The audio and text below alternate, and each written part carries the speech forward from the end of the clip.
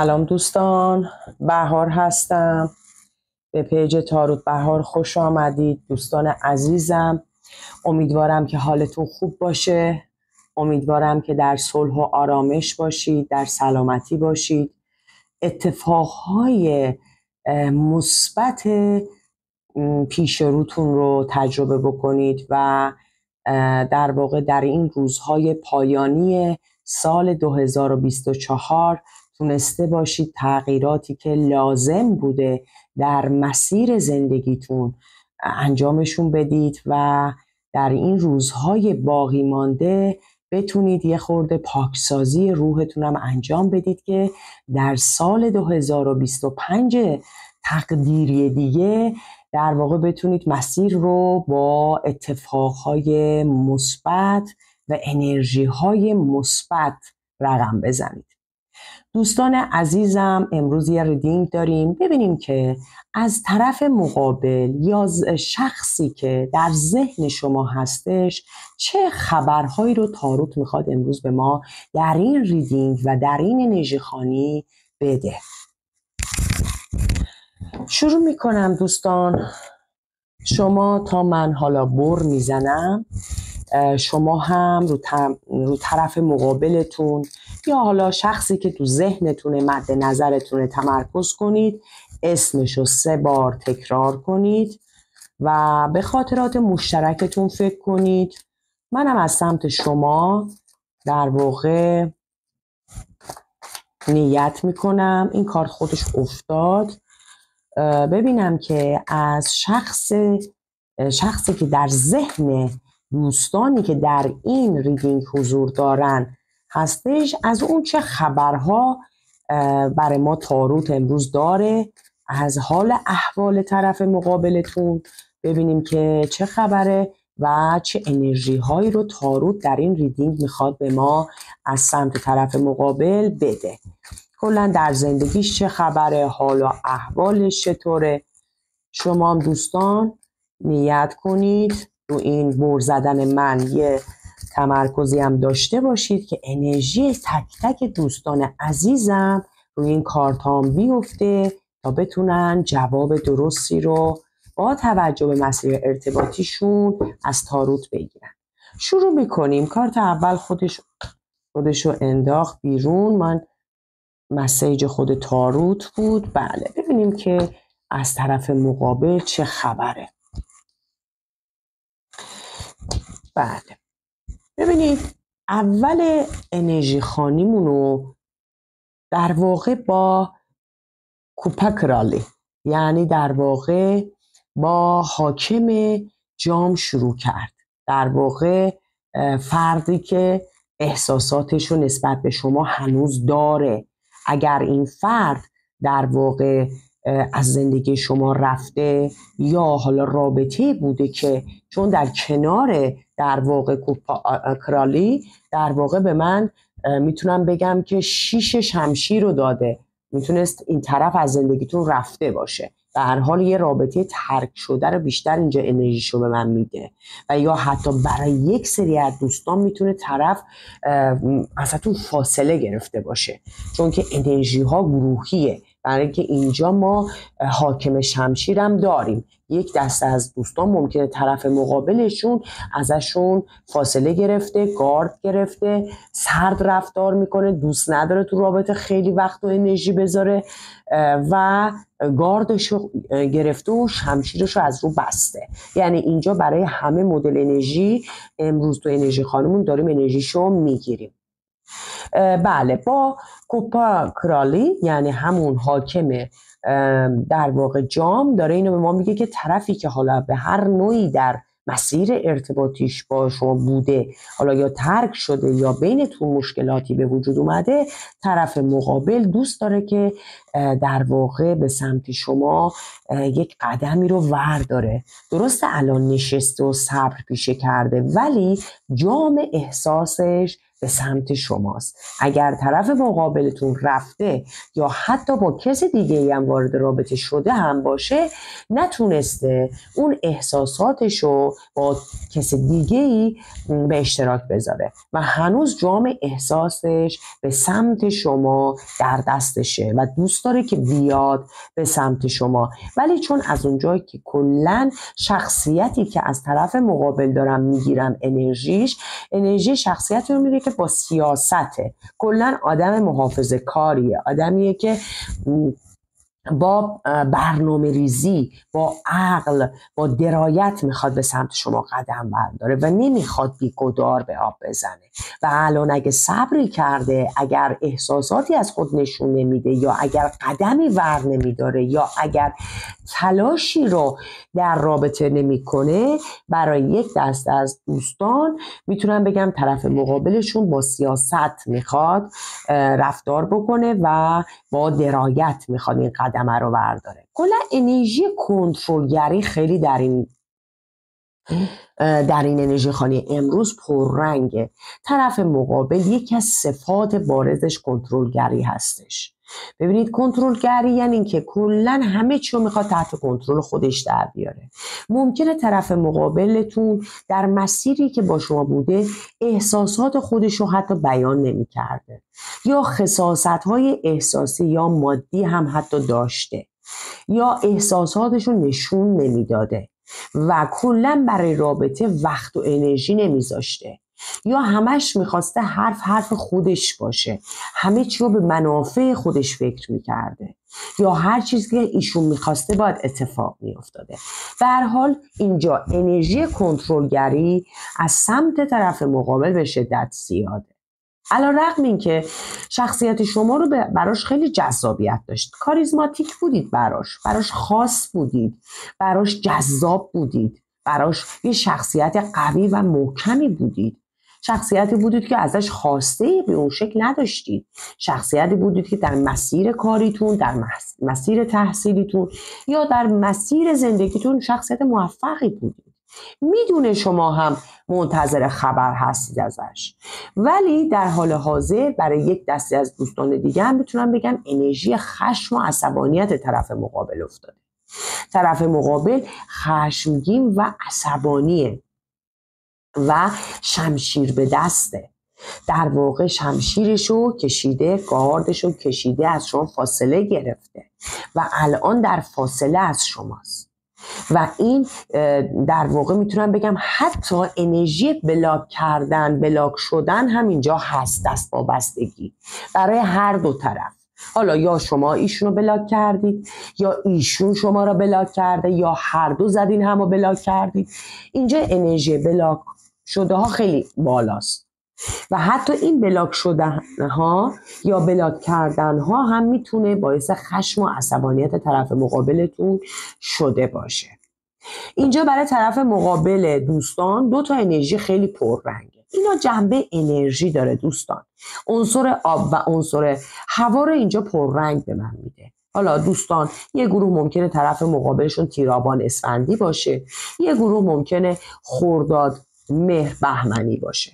حتی اگه در واقع میتونم بگم که متولد این ماه هم نباشن، از نظر شخصیتی شبیه به این ماه ها هستن یا در چارت تولدشون این در واقع عنصر انرژیش بیشتره در چارت تولد طرف مقابلتون. به هر حال میتونم بگم که در حال حاضر یه دستبستگی از سمت طرف مقابل نسبت به شما وجود داره که حالا این دستبستگی حتی میتونه وجود سنگینی و انرژی های دعا باشه که بینتون رو به هم زده یا بینتون فاصله انداخته یا یه سری انرژی های منفی ایجاد کرده که باعث شده که از همدیگه فاصله بگیرید. طرف مقابل دقیقاً باز کارت شیطان. ببینید اینجا این انرژی ها از انرژی های منفی، دعا، بستگی. ببینید در کنار 8 شمشیر ما کارت شیطان رو داریم، داره از وجود دعا و سنگینی در روابط صحبت میکنه که میتونه اطراف حالا رابطه این کار رو برای شما انجام داده باشن. و برای رابطتون سنگینی ایجاد کرده باشن. 100% دوستانی که در این انرژی خانی هستن ممکنه که در رابطهشون دچار سنگینی شدن، باید پاکسازی رو انجام بدید. پاکسازی رو من براتون به شکل شمتراپی در واقع توصیه میکنم که انجام بدید که سبک بشه، رابطه پاکسازی بشه، رابطه تمیز بشه، انرژی های منفی از رابطه بره تا بتونه طرف مقابل قدمهاشو به سمت شما ورداره. ببینیم دیگه چه خبره. بله، طرف مقابل خیلی راجع به شما داره مشاوره میکنه، از اطرافیان داره سوال میپرسه، در مورد شما داره تحقیق ممکنه بکنه، سوال بپرسه از اطراف، از کسایی که با تجربه هستن، داره یک سری حالا راه چاه داره در واقع با مشاوره، با راهنمایی ازشون کمک میگیره. در حال حاضر طرف مقابل بیشتر روی زندگی شخصی خودش، رو کار خودش، رو تحصیل خودش، رو مسیر زندگی خودش فوکوس کرده. بیشتر طرف مقابل برای رشد خودش، برای پیشرفت خودش داره زمان و تلاش میکنه. کلا دوست داره که حالا یه مهارت جدیدی رو ممکنه استارت زده باشه، یه کار جدیدی رو ممکنه استارت زده باشه، به هر حال داره رو پروژه یا یه پروژه جدیدی رو، به هر حال تو مسیر رشد خودش هستش. ولی شخصیت شما در کل برای ایشون بسیار کامله. شما را همه چی تموم میبینه. شما همه جوری تو این مسیر ارتباطی زحمت خودتون رو کشیدید. شما همه جوری این شخص رو تو مسیرتون کمکش کردید، حمایتش کردید. سنگینی و بار این مسئولیت مسیر رابطه به دوش شما بوده دیگه. یعنی همه جوره در این رابطه شما حمایت مادی، حمایت معنوی، وقت و انرژی برای این مسیر گذاشتیم. و از نظر کاراکتر بگم، شما رو طرف مقابل یه شخصیت همه چی تموم میبینه. یعنی شما رو خیلی بهتون ارزش و احترام قائله. نسبت به شما به شدت عذاب وجدان داره. شبها نمیتونه بخوابه. حالا هر کسی با توجه به مسیر ارتباطیش میتونه اینو تفسیر بکنه، یا اگر دروغی گفته، یا خیانتی اگه مرتکب شده، یا تو مسیر اگه در حق شما ناحقی کرده، به شدت شب بیداری میبینم براش. و حتی میتونم بگم که بلا تکلیف طرف مقابل. 4 وعده است که شاید 4 ماه یا 4 هفته است یا 4 روزه طرف مقابل خودشو وارد یه دوره بلا تکلیفی کرده، نمیدونه در رابطه با شما چی کار باید بکنه و تصمیم درستی رو نمیتونه طرف مقابل در رابطه با شما بگیره. بله، کلا با کارت علوم در واقع این اتفاقهایی که تو این مسیر ارتباطی رقم خورده کلا همه چی رو از بین برده. حتی ممکنه شما تو این مسیر ارتباطی بارها برای طرف مقابلتون مسیج دادید، پیگیرش ممکنه بوده باشید، ولی طرف مقابل نادیده گرفته قدم‌های شما رو و در واقع باعث شده کلا رابطه از بین بره.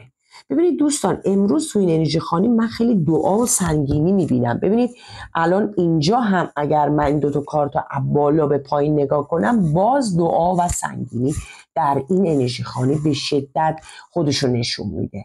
و یا حتی از این سمت من اگه بخوام نگاه کنم، ببینید باز دعا و سنگینی رو من دارم اینجا هم میبینم. کلا دوستانی که امروز در این انرژی خانی حضور دارن و این ریدینگ رو دارن گوش میدن، 100% مسیر ارتباطیشون دعا و سنگینی داره. باید پاکسازی بکنن. حتما پاکسازی دوستان انجام بدید که مسیر باز بشه. اگر دوست دارید که طرف مقابل قدمی بر شما برداره و اینجا در واقع با شوالیه سکه قدم برداشتن، البته دوست داره قدم برداره، هنوز نتونسته قدم رو برداره، دوست داره که طرف مقابل به سمت شما بیاد، ولی فعلا صبر رو پیشه کرده و حتی یک پیشنهادی هم در دست داره، میخواد که بیاد این پیشنهاد رو بده، ولی فعلا صبر رو پیشه کرده، چون که کلا شخصیت طرف مقابل با توجه به شوالیه حالا سکه یه شخصیت سیاستمدار و محافظه کاره. کلا منافع خودش براش خیلی اهمیت داره. غرور و لجبازی های زیادی ممکنه تو مسیر ارتباطیش با شما داشته باشه. آدم مادیگراییه، آدمیه که کلا مسائل کاری مالیش خیلی اهمیت داره و در مسیر احساسیش خیلی عجله نمیکنه. خیلی آدم صبوریه تو مسئله احساسی، یعنی یه خورده کند حرکت میکنه، آرام دوست داره پیش بره، آدم محتاطیه. اینا رو میتونم بگم. ولی خب رابطه‌ایه که اینجا میتونم بگم که بله، رابطه‌ای بوده که عشق و احساس وجود داشته در رابطه. هر دو همدیگر رو دوست داشتین، علی‌رغم که تنشاتون هم زیاد بوده، علی‌رغم اینکه با همدیگه مشکلات داشتید، بینتون خیلی ممکنه فاصله های حتی مکانی وجود داشته، یعنی عشقایی که از فاصله های دور و فضای مجازی هم وجود داشته اینجا خودشو داره نشون میده. یعنی یک عشقی بوده که حتی از فاصله های دور هم ممکنه یه سری از دوستان در رابطه بودن و رابطه‌ای بوده که احساس توش وجود داشته. ولی خب طرف مقابل در حال حاضر در دودلی به سر میبره و نسبت به شما دلتنگ، نسبت به شما چشم انتظاره، شما رو دوست داره، ولی خب از دور شما رو داره فعلا ترجیح میده که کنترل کنه، از دور داره از فضاهای مجازی شما رو داره چک میکنه. فعلا در دو راهیه، یعنی ممکنه بین دو نفر دو موضوع گیر کرده باشه، نتونه تصمیم درستی بگیره و اطرافیان این رابطه هم دارم میبینم که به شدت در این رابطه دخالت داشتن. حالا این اطرافیان میتونه وجود رقبا باشه یا نه اصلا اطرافیان به شکل خانواده ها، دوستان اطراف باشه که حسادت های خیلی زیادی رو در این رابطه ایجاد کردن و باعث بستگی و ناراحتی و یا حتی موانع در رابطه شدن. اینجا دوستانی که در واقع میتونم بگم در این انرژی خانی هستن 100% طرف احساسیشون قدم برخواهد گذاشت، ولی یه خورده با صبر تا 2 وعده، من میتونم بگم نهایتا تا 2 ماه با صبر طرف مقابل به سمت شما حرکتی رو خواهد داشت و دوباره شما در کنار همدیگه قرار خواهید گرفت. باز یه چند تا کارت من از یه دک دیگه بکشم ببینم که دیگه از زندگی طرف مقابل چه خبر. چند تا کارتم از دک دیگه بکشیم ببینیم که از طرف مقابل دیگه چه خبری رو میتونیم بگیریم. بله، الان طرف مقابل دوست داره یه خورده صبر بکنه و میگه که ما قبلا یک انرژی وابستگی به هم تو رابطه داشتیم و این انرژی وابستگی باعث میشه که بین ما مشکلاتی ایجاد بشه، انرژی های منفی تو این در واقع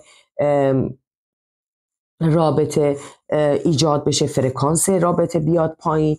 میگه که اینجا داره میگه که در واقع در این کارت میگه bir kişiye veya duruma bağımlı olmak. ببینید اینجا داره میگه در این مسیر ارتباطی یا شما یا ایشون یا هر دو نسبت به همدیگه وابستگی دارید. یعنی اینجا طرف مقابل در واقع وابسته شما هستش، یعنی وابستگی زیاد، انرژی وابستگی داره اینجا به من میده. دوستان اگر واقعا وابسته هستید این انرژی رو تغییرش بدید، چون وابستگی اصلا چیز خوبی نیست، فرکانس پایین داره، فرکانس و انرژی منفی رابطه هستش. حتی اگر شما دوتا با هم مشکل هم نداشته باشید کائنات اجازه نمیده که شما وابسته باشید. 100% میگه از سمت طرف مقابل یک در واقع نامه، مکتوب، حالا مسیج، خبر به سمت شما در حال حرکته و قراره که یک مسیجی از سمت طرف مقابل به سمت شما بیاد که دوباره اون هیجان، دوباره اون شور و اشتیاق، گرما رو وارد رابطه بکنه و رابطه رو به شکل درست، سالم در واقع به جلو ببره. یعنی طرف مقابل دوست داره که رابطه به شکل سالم و یک رابطه‌ای که سالم هست، درست هست در واقع با شما ایجاد بکنه. با توجه به این انرژی وابستگی که در گذشته با هم داشتید، اینجا میگه که باید رابطه به شکل درستی در واقع برقرار بشه بین من و تو. چرا که انرژی وابستگی انرژی منفیه. باید شما هر دو از این انرژی در واقع رها بشید. بله، در گذشته رابطه خیلی دروغ‌ها در این رابطه گفته شده. حالا این دروغ‌ها میتونه برای از سمت شما گفته شده باشه یا از سمت طرف مقابل، که اینجا با توجه به کارت عذاب وجدان، یعنی این کارت 9 شمشیری که اینجا ما داشتیم و گفتیم طرف مقابل نسبت به شما عذاب وجدان داره و شب بیخوابی های خیلی زیادی را داره تحمل میکنه، این میتونه به خاطر دروغ هایی باشه که در مسیر ارتباطیش به شما گفته. اینجا هم داره میگه که در واقع من از در واقع یه سری از دروغ‌هایی که بیاز دروغ‌لار، یعنی بیاز یالانار، یعنی دروغ‌های سفید، یعنی ممکن طرف مقابل حتی برای مصلحت رابطش با شما یه سری دروغ‌هایی رو گفته باشه که همین دروغ‌ها باعث شده که رابطه در واقع از اون مسیر درستش خارج بشه.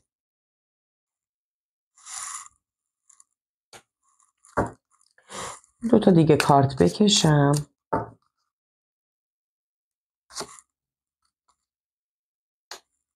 بله، میگه که قراره که برای این در واقع رابطه من انرژی و وقت بذارم، یه خورده برای اینکه بتونم با تو دوباره وارد مسیر ارتباطی جدیدی بشم، قراره که چابا سرفتمک، یعنی یه خورده وقت و انرژی گذاشتن، زحمت کشیدن، مجادله کردن، تلاش کردن در واقع تا بتونم اونجوری که میخوام با تو وارد ارتباط بشم و میخوام که دیگه این رابطه‌ای که در گذشته مثل یک لابیرنت بود و ما هی میچرخیدیم دور خودمون و باز تو همون نکات منفی قرار میگرفتیم، میخوام رابطه رو بیارم بیرون و یک مسیر درست رو براش رقم بزنم. بله دوستان عزیزم، کسایی که تو این انرژی خانی بودن امروز و این ریدینگ رو گوش میکردن، 100% طرف مقابلشون به سمتشون قدم برخواهد گذاشت. وعده هم گفتم تو 2 وعده